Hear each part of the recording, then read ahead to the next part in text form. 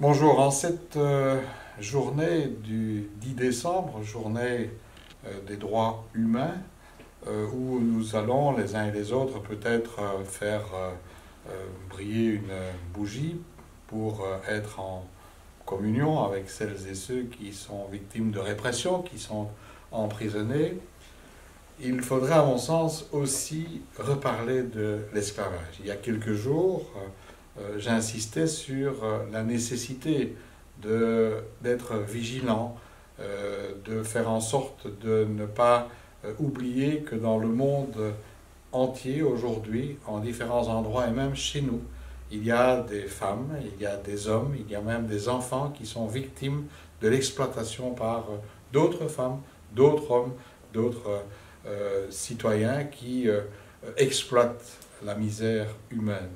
Ça va finalement des sans-abri, des sans-domicile fixe qui traînent dans nos rues. Ça va aussi vers les chauffeurs de camions qui sont exploités par leurs patrons dans le sens du dumping social. Ça va aussi sur ces étrangers que l'on refoule vers on ne sait où ou qu'on refuse d'accueillir. C'est aussi les Rohingyas qui sont persécutés pour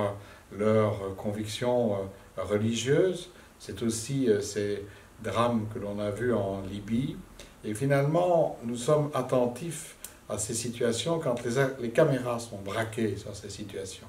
Mais il faut rester vigilant, très vigilant et en permanence avoir cela à l'esprit pour non seulement au sein des institutions internationales, mais aussi au sein de nos propres institutions, au sein de nos écoles, au sein de nos organismes d'éducation permanente, dans la vie de tous les jours, avoir présent à l'esprit qu'au XXIe siècle, il y a encore de l'esclavage et que ce n'est pas cela quelque chose qui était dans le passé. Alors, face à cette réalité, à des moments où on porte